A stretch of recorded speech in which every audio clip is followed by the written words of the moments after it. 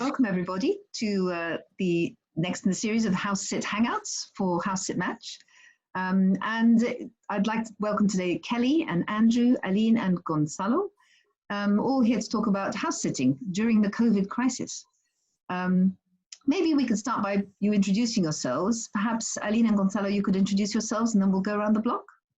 Okay, so thank you for welcoming us, Lamia. So I'm Aline, so I'm French. I was born on a French Caribbean island called Martinique. And I'm living now in Portugal, Lisbon, with my partner, Gonzalo. So I'm Gonzalo. I'm born here in Portugal, lived in France for 18 years. So, and we live there, like she said. I never did house sitting, actually, but she already did several times. Yeah, and Indeed. So I did it in Scotland and London and Manchester in United Kingdom.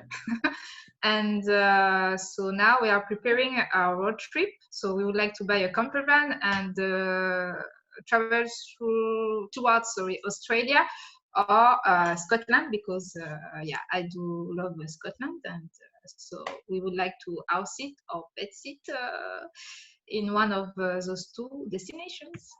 Great, so you have a lovely plan waiting for you once the crisis moves on. Great. And Andrew, you're back home. Tell us a bit about that.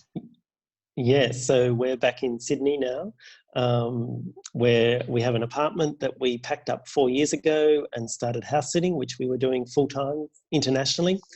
And then once COVID hit, we bunkered back down in our apartment and are setting up and discovering all the things that we threw out that we shouldn't have, and the things that we didn't throw out that we shouldn't have. So that's an interesting experience. Taking the opportunity to do some renovations, which we were planning on doing anyway, and just going to wait out COVID-19 and then hit the road again, hopefully. So great. And you house sit full time normally, don't you?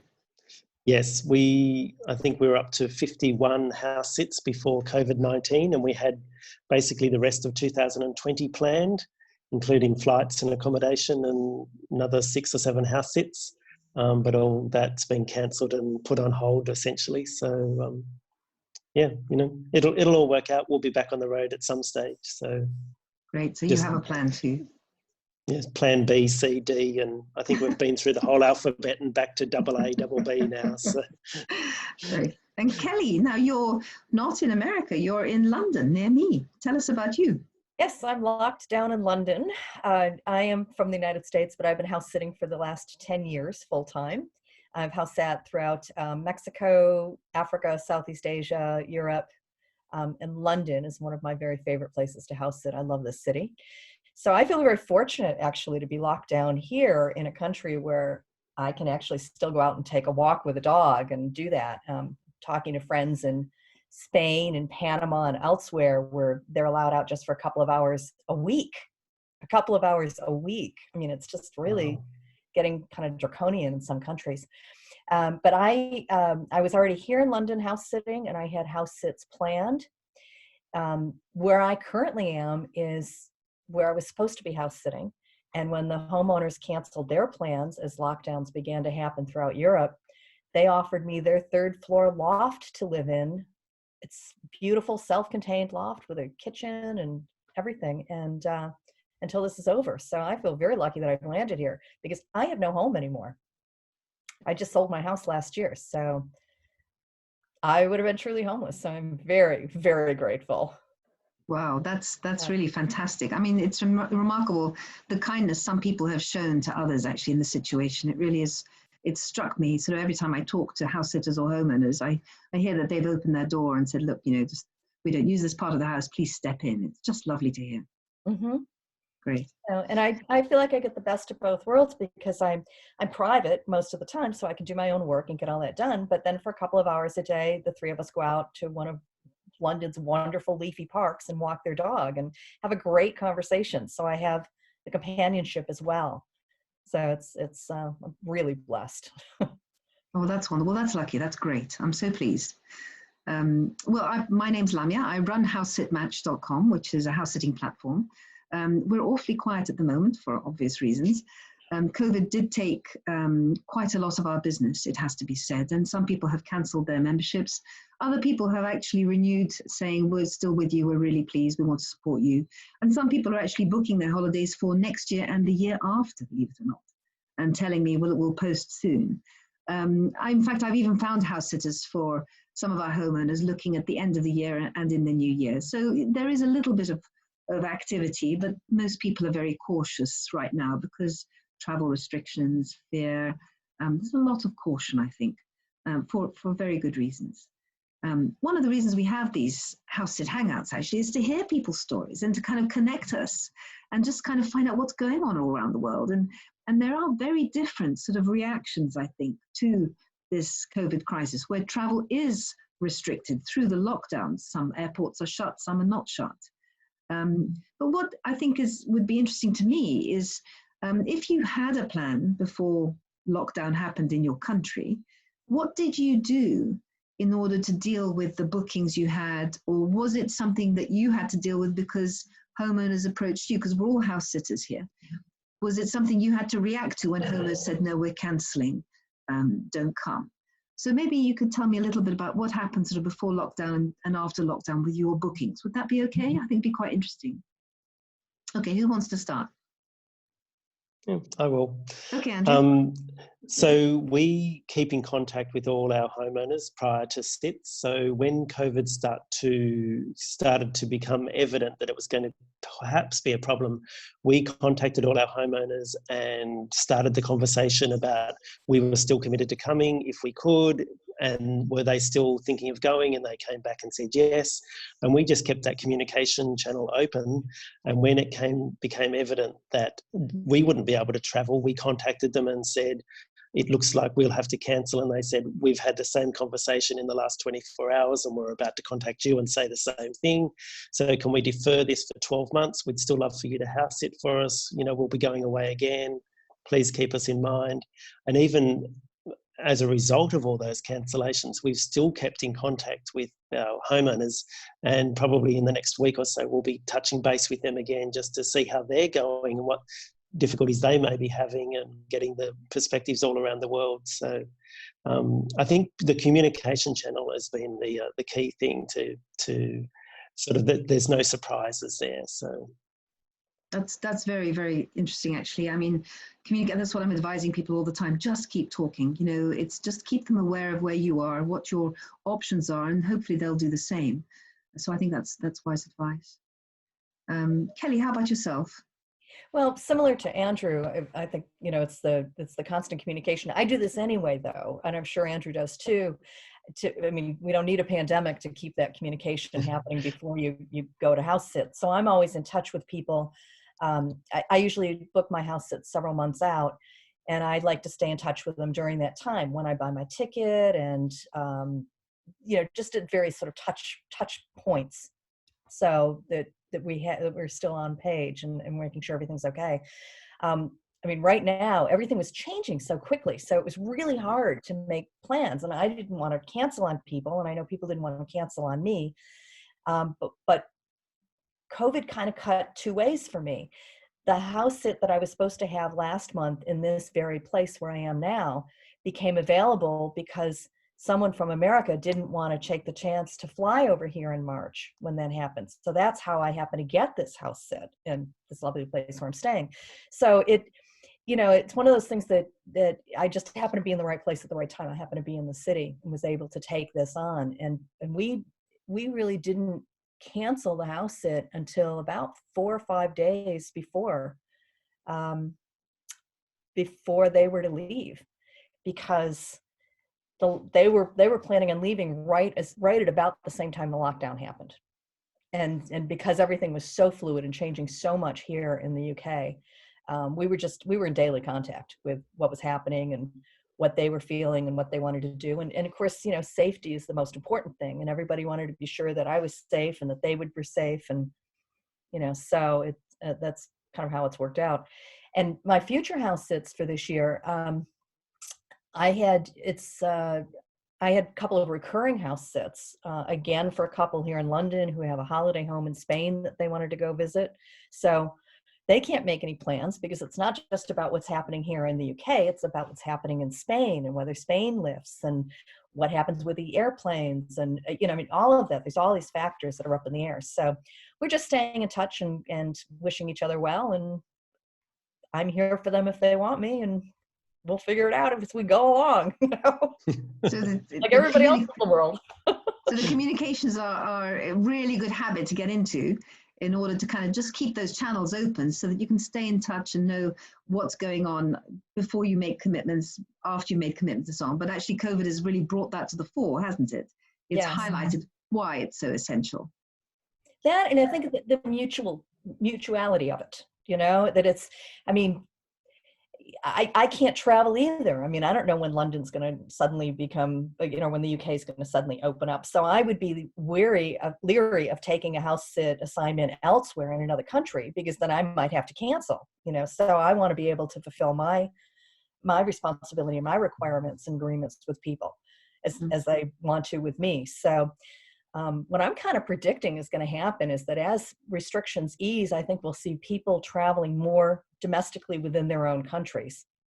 And so that would, you know, that would mean that I'd have more opportunities here in the UK, I hope, to house sit here. The other side of that is that if people are driving to their destinations, they can take their dogs with them, and they don't necessarily need a house sitter. So I'm kind of looking at it and going, I have no idea what this is going to look like for me down the road, this lifestyle. I'm feeling very untethered. Well, I guess it's time to learn how to love cats, because cats are harder to carry with you. That's true. Cats and horses and donkeys and sheep and goats and. That's right. Good point. Yeah. And Aline and Gonzalo. So sorry, Andrew, you want to say something? No, I think that's going to be the same in Australia. It's going to be a domestic travel, and the thing that the government's talking about is that our first international destination will be New Zealand, because they've done a very similar approach to us, to Australia in terms of the crisis. So that will be our first sort of international destination, which all the house sitters I've spoken to aren't complaining, because everyone loves to house sit in New Zealand. So bring it on. And Aline and Gonzalo, now you haven't house sat together before. But did you have plans to travel, don't you? So did you have any house sits booked, or were you about to begin that journey together? We were about to start the journey. We didn't. We planned to start the after the lockdown anyway. Yeah. So. But before the lockdown, we planned like a year maximum to prepare the trip. So we didn't fully prepare it yet. So that's for the lockdown didn't block completely the plans, but it take the plans a little bit back. I mean, we have to start to see. Okay, we have to wait until the end of the lockdown to see when the country will open again. And that will be the difficult part, but yeah, it gives us more time at home to plan. Yeah. Well, you have some very experienced house sitters on this call. Kelly, 10 years experience, Andrew, 4 years experience plus. So if you have questions, these are the people to ask. So go ahead. So yes, indeed. So, but actually, we were happy to join this video today, because we were thinking indeed that it would be better for us to get to know the future owners who would accept us as house sitters, and then so get in contact frequently, and to get to know each other, and then we'll be more confident on both sides, to let the other part enter the place, because it's important, of course, when you do let somebody enter your place, and you have to trust this person, of course. So we are planning to stay a few months abroad, hopefully United Kingdom, Scotland, or Australia, and to get to know people from your website, Lamia. Hopefully.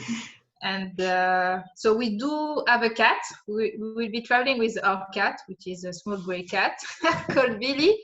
And so yeah, Andrew, because Australia is actually our favorite destination. Are people friendly in Australia? Do they trust people like easily?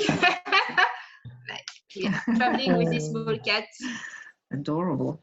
Yeah. We do have some house sitters who take, a cat or a dog. It's much harder if you have more than one pet, I have to tell you. And the only one. yeah, but because you have a camper van, I guess it's a slightly different situation. But yeah, we do have people who travel with their pets. I mean, so there are homeowners who are very open to that and homeowners who are not open to that. But you need to just make it clear in your profile. But obviously, if you have a few cute photos, then it's easier to see what they'll have on their property, So yeah, because Andrew, we were thinking as well to maybe house sit a guest house or something like this. Did you have the opportunity yet to house sit a place like this, or was it just a property like you were lost? Because I did read it was possible you can get lost in a huge property, but totally outside the city center or something like this as well. So it was like. Yeah, well, Australia, just like most other countries, has a whole variety of house sits. So we have looked after places that have been part of an Airbnb where we've been responsible for swapping that sort of Airbnb over while we've been there. Really nice. We've even had house sits that have had no pets, and we've had a house sit for 6 months with no pets where they wanted someone there just for security. We've had a house sit that included an 86-year-old mother out the back in an independent flat.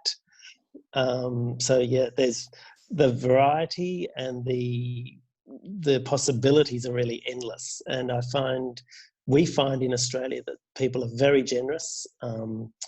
I mean, being Australian, I guess we have an advantage that Australians we sort of understand the culture and that sort of thing. So just one thing, traveling with your cat, it's probably going to have to go into quarantine if it arrives into Australia. And that would even be outside of COVID. We have very strict quarantine laws. And we have house sat a cat in New Zealand that originally came from Australia, went to New Zealand and is now living in the UK. And I think that cat has cost them somewhere near 10,000 Australian dollars to ship it around the world. Wow. So it's a very prized cat. Okay, thank you. And So what about it? Yeah, Kelly, was it only in United Kingdom you did house sit, or in Scotland did you have the opportunity to you've been house sit everywhere, there? Kelly. Well, in the UK, I've only been really in London and Kent. So the Greater London area. Yeah. I'm a city girl, and I love London. It's just such an amazing city. But I've house sat in Paris and Gibraltar and Berlin and Singapore, Hanoi, a small village in China, which was rather interesting. It was for a week. And how was it in China? It was amazing. It was an incredible experience. But I will say it was kind of isolating because I house sit alone, and this happened to be during school break, so all of the expats were not there. Okay. I was like the only non-Asian face I saw for a week. So, and I don't speak Chinese. And this was a very small village, so there weren't a lot of English speakers. But it was kind of funny because every time I walked out of the house, people were coming up and taking my picture and putting baby arms and taking my picture and stuff. It was like I was a celebrity or something. It was A really celebrity, yeah. So that was an experience, and a house sat in Osaka in Japan, so that I could travel to Hiroshima and Nagasaki for the 70th commemoration of the atomic bombings. And then Africa, Mozambique, Malawi, Senegal. I was just in Réunion, actually. Please forgive me on that one, Aline. I apologize. But yeah, I was there for 7 weeks last summer. Okay.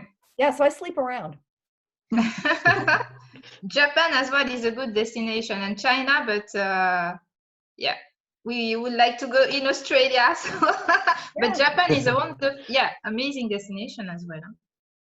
Well, all those Asian countries are a great stepping stone to Australia because it's a very long flight. So if you can get a few weeks in an Asian country on the way, that's a great way to sort of get to Australia in a less jet lag way.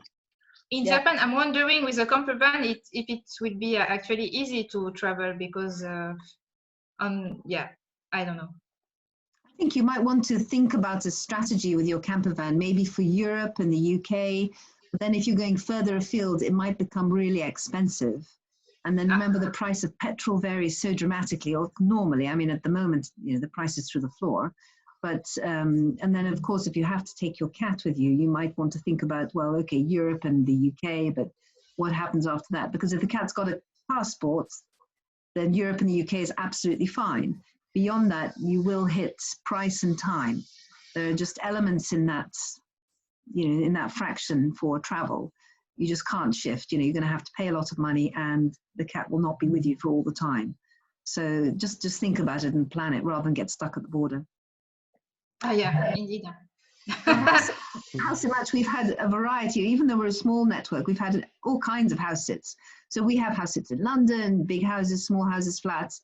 We've had a Scottish castle. We've had a French chateau. We've had all kinds of places we've had a flat in Beijing in the Diplomats Quarter. We've had a place in New Delhi in India. India as well is a great destination, yeah. Yes, that came up this year actually, but we didn't have much notice. That was the shame. But we've had houses near the beach in Thailand, so that might be a good stepping stone for you before you get to Australia.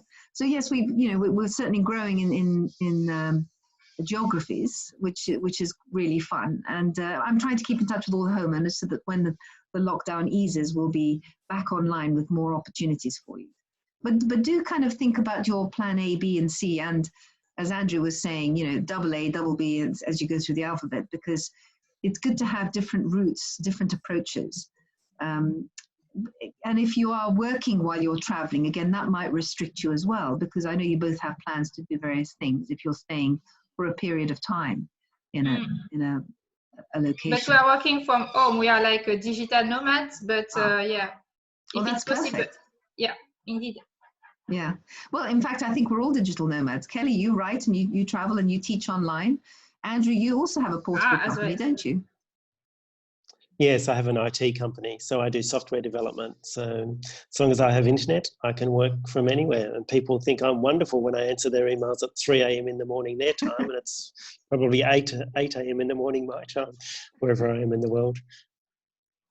Well, it's really good. So technology really makes this lifestyle possible, doesn't it? It does. Sorry, Kelly. Yeah, and I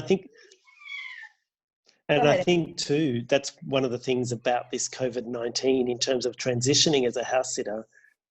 Everyone's talking about Zoom, isn't it wonderful? And all this video conferencing and doing all this stuff online. And it's like, yes, well, we've been doing that for 4 years. This is how we interview homeowners. This is how we communicate with families. So it's not a huge transition for us. So.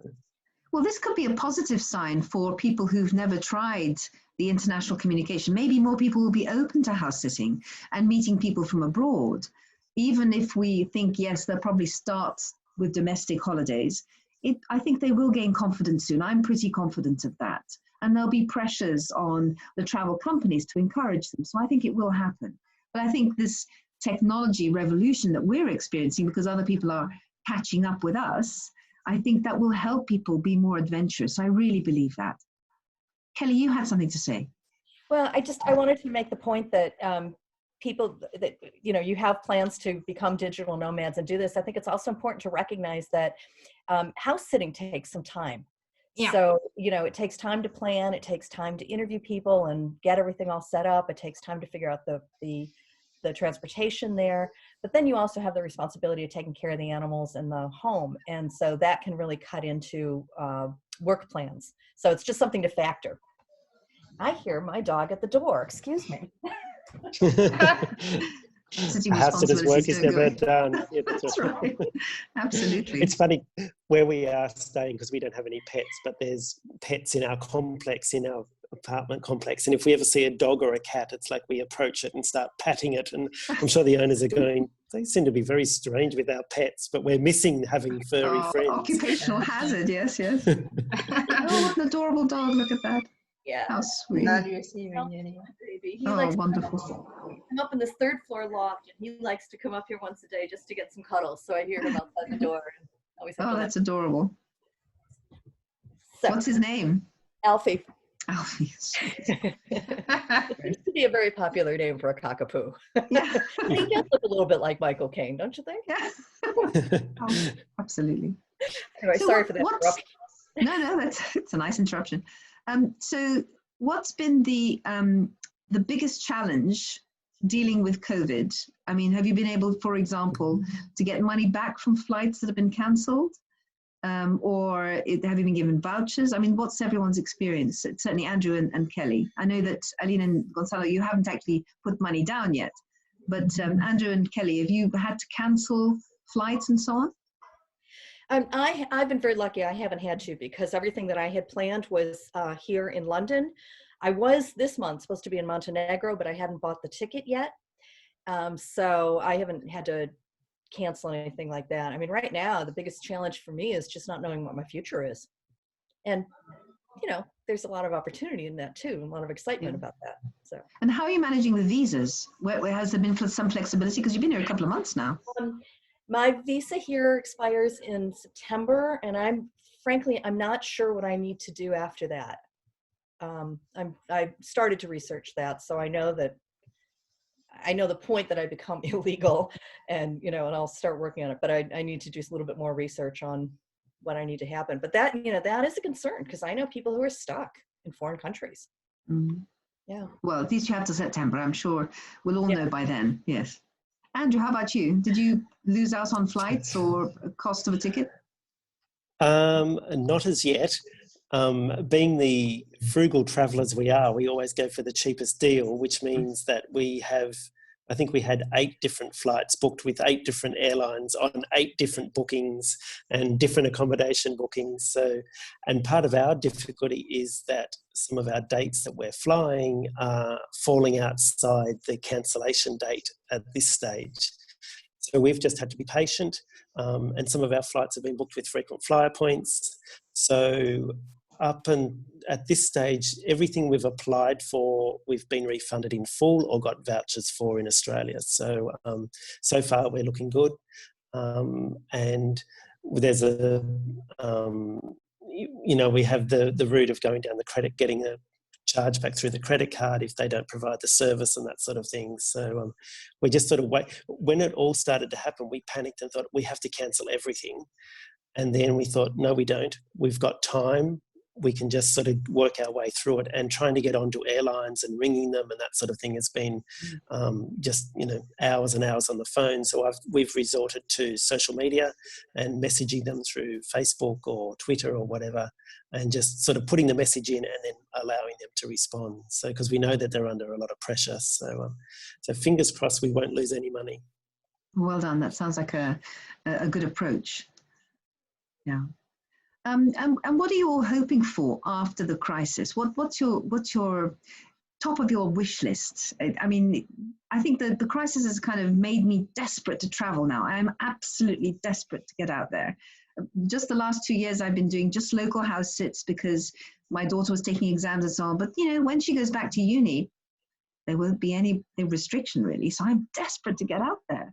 So that my hope is to go as far as possible for a nice long house, if I possibly can.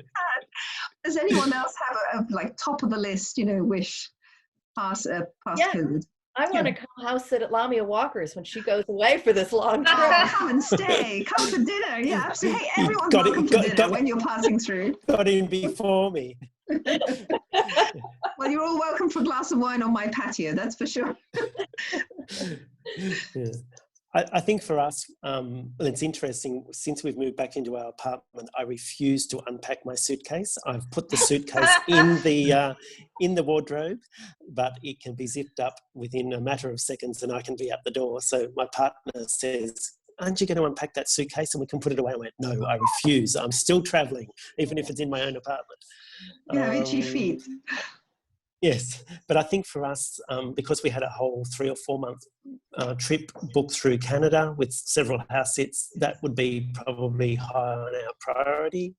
But having said that, if something, I think house sitters chase shiny things. So if there's a shiny thing over there, let's go to there. And then you sort of end up in a completely different part of the world than you were planning, knowing full well that you will get back to Canada at some stage. So, yeah. Mm. Wonderful. Aline and Gonzalo, how about you? What's top of your list?